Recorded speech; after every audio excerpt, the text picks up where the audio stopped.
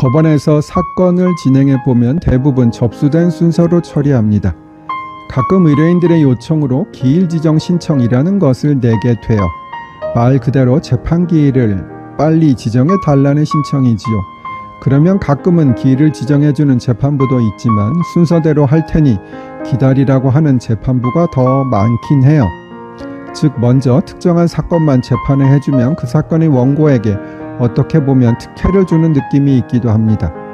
그래서 시간이 오래 걸릴 사건의 경우에는 소장을 간단히라도 적어서 미리 내놓자고 설명드리는 경우도 있어요. 쉽게 말씀드리면 줄을 서놓자 라고 표현하기도 하지요. 전의 쇼츠에서 이어집니다. 윤 대통령 사건만 우선적으로 진행하는 헌법재판소의 태도가 적절한지 설명드리고 있어요.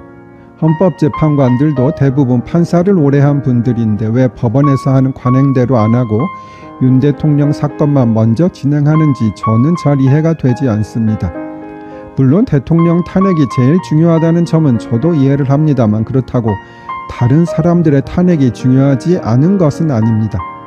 서울중앙지방검찰청 검사장, 감사원장, 방통위원장 등도 너무나 중요한 일을 하고 있는 자리이고 이런 분들이 업무를 진행하지 못하므로 인한 손실이 엄청납니다. 이분들에 대한 탄핵도 신속히 하지 않을 이유가 전혀 없어요. 민주당 주도로 탄핵이 수없이 이루어져 왔던 사실은 부인할 수 없고요. 하도 많아서 저도 정확히 모르겠는데 약 30건 정도의 탄핵 소추가 최근에 있었던 것으로 기억됩니다. 제 생각에 그 중에 가결될 가능성이 있는 것은 극히 드물어서 탄핵 제도가 남발되고 있다는 것은 법조인이라면 누구나 다 인정하고 있을 겁니다. 그렇다면 이렇게 가능성이 많지 않은 탄핵 심판은 그대로 두고 윤 대통령의 탄핵만은 먼저 심판한다는 것은 저는 적절치 않다고 생각합니다.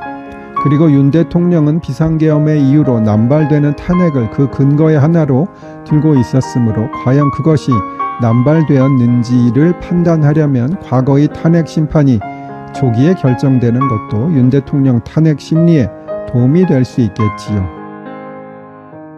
저는 법원에 오래 근무했기 때문에 고위 법관들이 선망하는 최종 자리는 대법관 또는 헌법재판관 그리고 더욱 고위직인 대법원장 또는 헌법재판소장임을 잘 알고 있습니다. 그런데 제가 젊을 때 부장님들 하시는 말씀을 들어보면 헌법재판관보다는 대법관을 훨씬 더 선호하는 것으로 느꼈어요.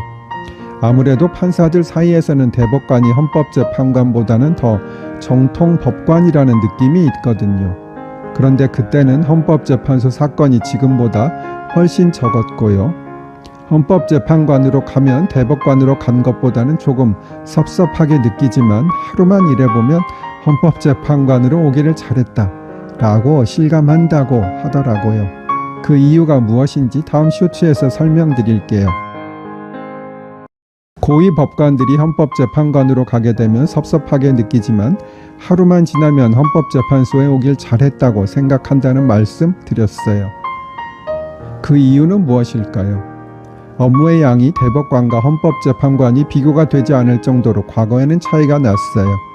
당연히 대법관이 헌법재판관보다 훨씬 일이 많아요. 대법관은 대략적으로 설명드리면 근무일 중 하루에 20건 정도를 처리해야 해요.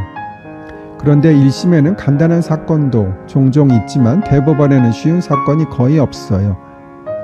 일단 기록도 두껍고 쟁점도 많은 사건이 대부분입니다. 사실은 대법관이 사건을 직접 본다면 하루 종일 봐도 한 건을 파악하기 어려운 사건이 많은데 그런 사건을 하루에 20건씩 처리해야 하는 것이에요.